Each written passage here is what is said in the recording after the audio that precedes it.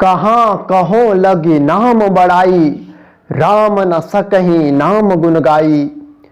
जय श्री राम। राम नाम का जाप करने से हमारी 4 इच्छाओं की पूर्ति होती है। वो 4 इच्छाएं किस प्रकार हैं, आज हम आपको इस वीडियो में बताएंगे। राम नाम का जाप भक्तों के लिए कल्प वृक्ष के समान है। जो कोई भी साधक सच्चे दिल से राम नाम का जाप करता है तो उसके जीवन का निर्वाह करने की ठेकेदारी हमारे प्रभु श्री राम जी स्वयं ले लेते हैं और उसके जीवन में वो चमत्कार होते हैं, वह उन्हें देखकर स्वयं असमंजस में पड़ जाता है कि ऐसा किस प्रकार हो गया।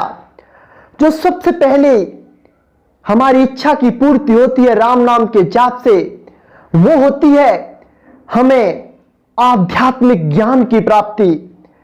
हमारे अंदर स्पिरिचुअलिटी का स्तर बढ़ता है, हमारी निर्णायक शक्ति बढ़ती है, हमारे अंदर हर चीज को परखने की शक्ति आती है, अच्छे और बुरे की समझ हमें आती है और जीव और आत्मा का जो भेद है, जो माया से ढका हुआ है, उसे हम आध्यात्मिक ज्ञान के जरिए अपने आप को उसको जान पाते हैं, अपने अस्तित्व को जान पाते हैं। जो दूसरी इच्छा हमारी राम नाम के जाप से पूरी होती है, वो होती है हमारी जो भी इच्छाएं होती हैं, जैसे कि हम कोई भी मनोकामना लेकर राम नाम का जाप करते हैं, किसी भी मनोकामनाओं को मन में लेकर हम राम नाम का जाप करते हैं, तो फिर श्री राम नाम का जाप उस इच्छाओं को पूरी कर देता है। लेकिन उन इच्छाओं को पूरी करने से पहले श्री राम जी हमारी परीक्षा लेते हैं और जो इच्छा हम उनसे मांग रहे हैं, क्या हम उनके योग्य हैं? क्या हम जो उनसे मांग रहे हैं, क्या हम उसका धर्म के सिद्धांत की तरह इस्तेमाल करेंगे?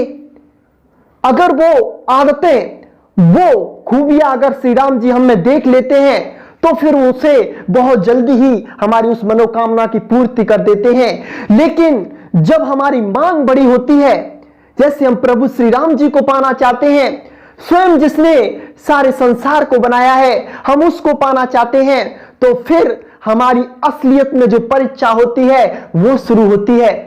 फिर श्री राम जी हमें उसके योग्य बनाते हैं, फिर संसार से हमें छुड़ाते हैं।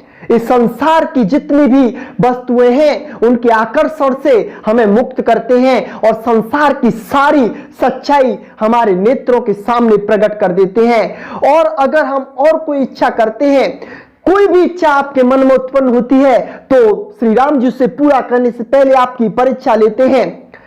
एक जिम्मेदार स्वामी का कर्तव्य बनता है कि अपने शिष्य को या पर अपने सेवक को कुछ देने से पहले उसकी पूर्णतः परख कर ले कि ये इस योग्य है या नहीं है।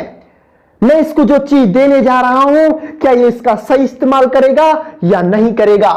अगर उनको लगे कि इसमें कुछ त्रुटि है, कमी है, तो उसे श्री राम जी फिर उसकी ऐसी परिस्थितियां उसके जीवन में लाते हैं, फिर उनसे उसका वो शक्ति वो दे देते हैं, फिर उसकी जो भी इच्छाएं होती हैं उसको श्री राम जी पूरा कर देते हैं। जो तीसरी इच्छा हमें मिलती है, हमारी पूरी होती है, वो होती है हमारे स्वयं श्री राम जी से हमारा संबंध जुड़ जाना।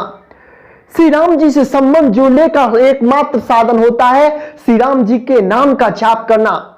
जब हमारे दिल का तार और हमारे राम नाम के जाप की ध्वनि श्री राम जी से जुड़ जाती है, हमारा तार श्री राम जी से जुड़ जाता है, फिर श्री राम जी हमारे हृदय में बहुत शीघ्र ही अपने स्वरूप को प्रकट कर देते हैं और हमें अपना बना लेते हैं और श्री राम जी स्वयं हम पर कृपा करके हमें मिल जाते हैं।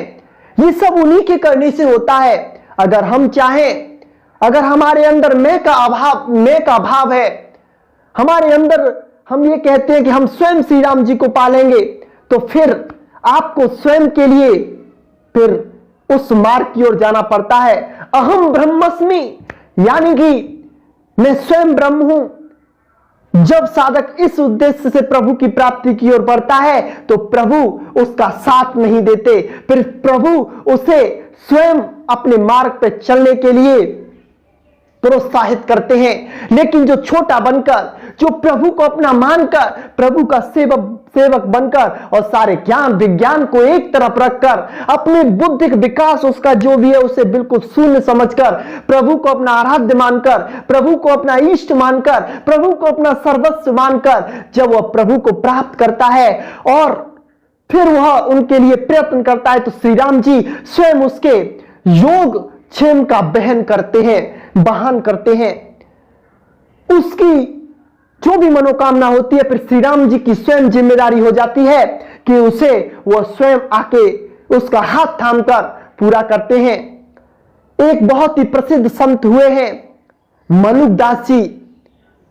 उनके पास कोई व्यापार नहीं था, कोई उनका कोई संसाधन नहीं था, कोई उनके ऐसे कार्य नहीं जिनसे उनके यहां पर धन का आगमन हो, लेकिन फिर भी श्री राम जी ने उनके ऊपर इतनी कृपा की कि उनके यहां पर हजारों का भंडारा और हजारों गायों की संख्या उनके आश्रम पर हर समय रहती थी। उनका एक वचन था, वो एक बात पर चलते थे कि श्री राम जी का हम भजन करेंगे, श्री राम जी का हम भजन करेंगे और श्री राम जी से हम यह कहेंगे कि हम तो सिर्फ आपका भजन कर सकते हैं और भूखों को हम खाना खिला सकते हैं, अपने शरीर से उनकी सेवा कर सकते हैं, लेकिन हमारे लिए पैसा तो श्री राम जी कमाएंगे। तो श्री राम जी उनके लिए स्वयं चल के आते हैं, फिर उनके हर प्रकार के कार्यों को करते हैं और जो श्री राम जी के सच्चे उपासक होते हैं, श्री राम जी के जो प्रति प्रीति रखते हैं, उनके हृदय में वह उनके अपने भक्त के प्रति जिज्ञासा जगा देते हैं, भक्त के प्रति कुछ देने की आशा कर देते हैं, तो बिना मांगे ही बहुत सारी संपत्ति जो राम भक्त होते हैं उनके पास आती रहती है। यह मलुकदास जी के वचन है। जो चौथी हमारी इच्छा पूरी होती है वो होती है हमारे हर प्रश्न का जवाब हमें स्वयं मिलने लग जाता है। जब हम राम नाम का जाप करते हैं तो फिर हमारे अंदर आध्यात्मिक ज्ञान बढ़ता है और हम अपने आप को समझ पाते हैं। फिर हमारे जो भी प्रश्न होते हैं, जिन प्रश्नों के लिए हम बड़े बड़े विद्वानों के पास जाते हैं, बड़े बड़े शास्त्रार्थियों के पास जाते हैं और वह अहंकार के बस होकर हमसे मिलते तक नहीं है, श्री राम जी की कृपा से हम राम नाम का जाप करते हैं तो उनका जवाब स्वतः ही हमारे अंदर से आने लग जाता है, क्योंकि श्री राम जी स्वयं हमारे हृदय में बैठे हुए हैं। और हमें जब नाम का बल मिलता है तो फिर वो हमें इतनी शक्ति दे देते हैं कि हमारे जो भी प्रश्न होते हैं हमें उनका सहज रूप से, बड़ी आसानी से, उसका कम शब्दों में हमें जवाब मिल जाता है और उन जवाबों के जरिए ही हम अपने जीवन में अपने लक्ष्य को प्राप्त कर सकते हैं। ये कुछ ऐसी बातें हैं जो राम नाम के जाप करने से साधकों की पूरी हो जाती हैं। शेष चर्चा बाद में। जय श्री राम।